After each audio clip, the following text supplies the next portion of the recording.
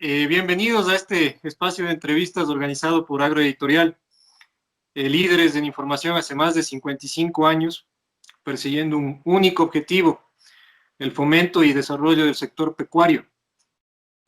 Durante el transcurso de esta pandemia causada por el COVID-19, los médicos veterinarios hemos seguido trabajando en medicina animal para garantizar su bienestar, pero también en salud pública, en el control de la seguridad alimentaria. Algunos de estos aspectos son específicos y exclusivos de la profesión veterinaria y otros tienen un carácter más transversal, multidisciplinar.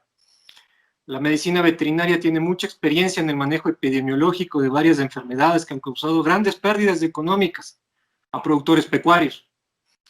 Y en esta ocasión nos acompaña el doctor Rodolfo Murray, médico veterinario, consultor internacional y buen amigo de la familia. Bienvenido, Rodolfo, qué gusto tenerte. Muchas gracias por la invitación y un gusto estar con ustedes. Fantástico, Rodolfo. La primera pregunta, desde tu punto de vista y experiencia sanitaria, ¿qué se ha hecho bien y qué se ha hecho mal en esta pandemia? Sin duda alguna, la medicina veterinaria tiene experiencia en el manejo de este tipo de enfermedades, ¿no? Yo creo que lo que se ha hecho mal a nivel mundial es, primero, los veterinarios hemos quedado un poco afuera de esto cuando somos parte de la salud pública. Solamente en 3 lugares hay 3 veterinarios y justamente en los 3 lugares es que les va fantástico. Uno es en Alemania, en la cual el manejo de la pandemia está a cargo de un alemán, un señor que es de apellido Bieler. Después tenemos las Islas Feroe, que son unas islas que están ahí cerca de Finlandia. Y este señor es un veterinario que estaba a cargo de lo que es la industria del pescado, y lo que hizo, se puso a cargo del muestreo, y realmente prácticamente creo que tienen 0 muertos y han tenido nada más que 184 infectados. Lo que hicieron fue testeos, muchísimos testeos. Y yo creo que ese es el problema a nivel mundial. O sea, el testeo es lo que hubiera llevado a, primero, identificar rápidamente a las personas, entonces no entrarían en una gravedad importante cuando se desarrolla la enfermedad, cuando el COVID ya está desarrollado, que siempre terminan en una neumonía. Para que la gente que nos está escuchando, o sea, algo muy grueso de lo que hace el virus entra y va a la célula, él no tiene forma de trabajar ahí adentro. Entonces lo que sí hace es, le pide a la célula, la engaña, que trabaje para él. Entonces le fabrica proteína para él y después que fabricó toda la proteína la mata. Y ahí sigue multiplicándose. Entonces eso causa una inmunosupresión muy marcada que termina en neumonía, pero neumonías feroces. Entonces el testeo rápido hubiera identificado rápidamente a las personas cuando el virus está invadiendo, que produce una invasión, siempre entra por vía respiratoria. Entonces, por eso es que la gente pierde el olfato, porque la única neurona que está fuera del sistema nervioso central es justamente la olfativa. Entonces, todas esas cosas rápidas hubieran prevenido muchísimo la enfermedad, no hubiera habido personas que hubieran enfermado tan gravemente, algunas obviamente que iba a pasar. Ese es el primer punto. Y en la forma que yo lo veo, digamos que lo tenemos que ver los veterinarios, es nosotros luchamos contra una pandemia dentro de las vacas que es la brucelosis. Es una enfermedad, también que es producida por una bacteria, pero es una enfermedad centenaria, en la cual nosotros tenemos las vacas, no le podemos decir no tengan contacto, no se olfateen, tenemos que muestrearlas y separar las positivas y volver a muestrear las negativas y separar las que nos van a dar, y de esa manera hemos podido, primero, la enfermedad prácticamente en muchos países controlada, en muchos países libres, Europa es libre, Estados Unidos es libre, muchos países libres de la brucelosis. ¿Cómo llegaron? Y llegaron con testeos, con muestreos. Y yo creo que eso es lo que gran parte del mundo se hizo en muy poco. Los países que lo hicieron, Alemania por ejemplo, le funcionó muy bien. Eso por un lado, pero por el otro lado la educación a la gente, Porque ahora el segundo rebrote, la segunda ola que está apareciendo en Europa, que está apareciendo, uno con el simple hecho de mirar los canales de televisión, veía que hay muchísima gente sin barbijo, muchísima gente sin distancia social.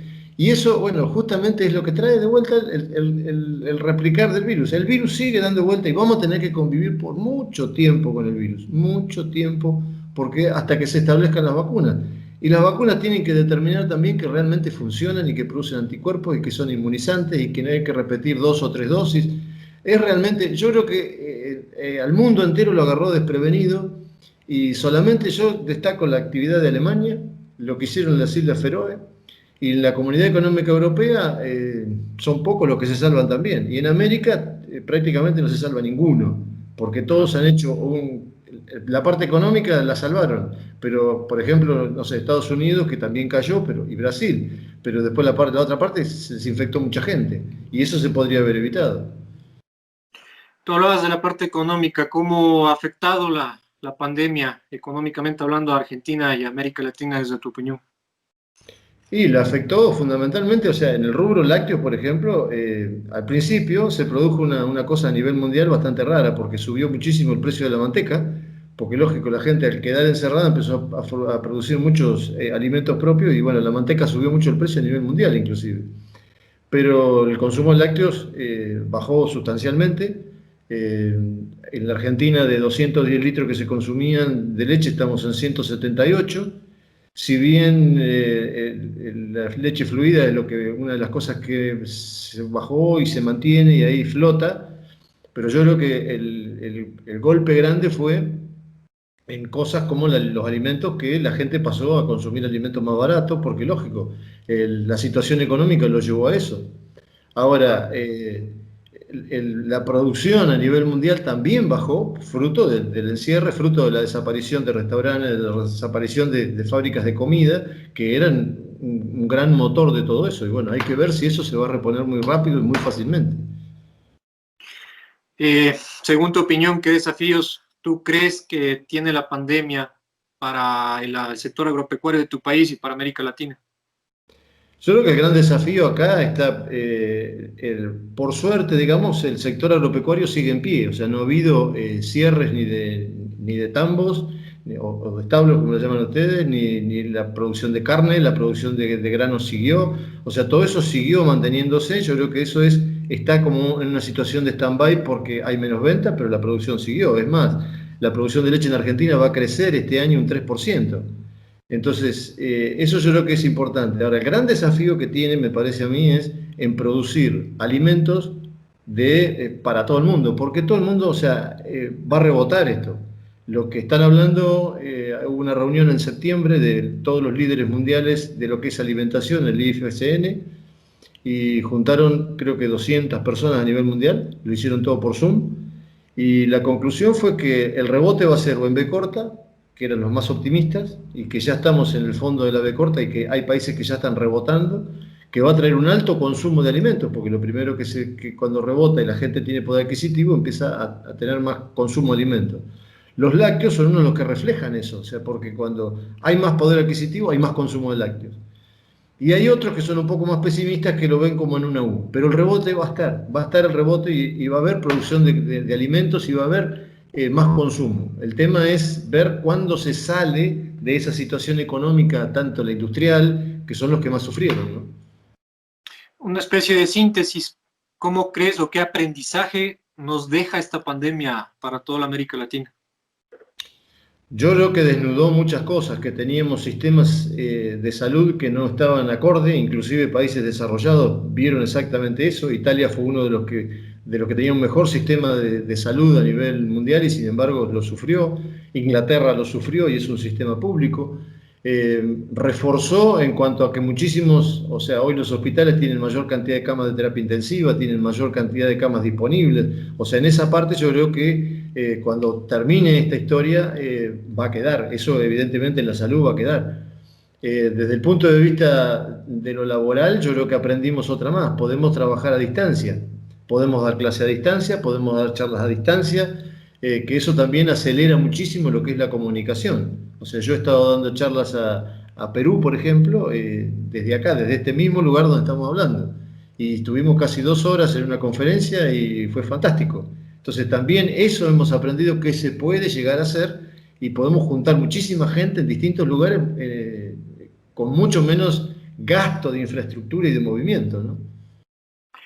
Ahora América Latina está sufriendo una contracción económica bastante fuerte, tal vez la más fuerte en su historia. ¿Cómo superar esto desde tu punto de vista y qué papel crees que debe tener el sector agropecuario para esta recuperación? Yo creo que el sector agropecuario va a ser uno de los que más va a empujar, porque toda la parte de producción de granos va a estar y se va a mantener. La producción de carne, si bien a nivel del mundial bajó, pero se va a mantener, o sea, bajó un 3%. FAO estimaba que iba a bajar un poco más, sin embargo bajó solamente un 3%. Los lácteos creo que se van a mantener. Entonces, toda esa producción de alimentos de América Latina va a ser muy, muy fuerte para lo que va a venir del empuje que va a tener Europa y fundamentalmente China, porque todos pensaban que China, después de haber sido el origen de la pandemia, se iba a contraer económicamente y sin embargo China ahora está demandando más cantidad de alimentos, ¿no? Entonces yo creo que América Latina tiene esa posibilidad de producir alimentos a nivel mundial. Tú estás realizando ahora una diplomatura, ¿nos podrías comentar más al respecto? Bueno, estamos haciendo una diplomatura en conjunto con la Facultad de Veterinaria de San Luis, que es dependiente de la Universidad Católica de Cuyo. Es la segunda diplomatura ya que vamos. Está dividida en 10 módulos, en los cuales en cada módulo se trata un tema y es toda vía online. El alumno recibe vía online el video con una charla, con una presentación tipo clase y material escrito. Y a su vez videos cortos de las cosas que se quieren reforzar de ese módulo. Está el módulo de crianza artificial, después vemos el posparto, después detección de celos, después manejo reproductivo general, costos de producción, bienestar animal, robotización y tecnología de ordeñe, calidad de leche, y un módulo general donde se juntan todos los datos y eso lleva más o menos 2 meses. Y en el módulo de alimentación y en el módulo de manejo reproductivo se entregan 2 programas.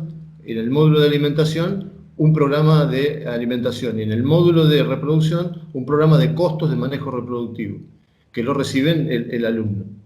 Y bueno, estamos muy contentos porque tenemos mucha gente de Ecuador anotada, tenemos gente de Perú, así que bueno, ha tenido un alcance que la vez anterior fue un alcance nacional, ahora estamos en América Latina, así que estamos muy contentos por ese lado.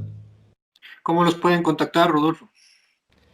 Bueno, el contacto es en la Universidad Católica de Cuyo, en San Luis, y el otro contacto es vía mail, a mi mail, que es murrayrodolfo@gmail.com.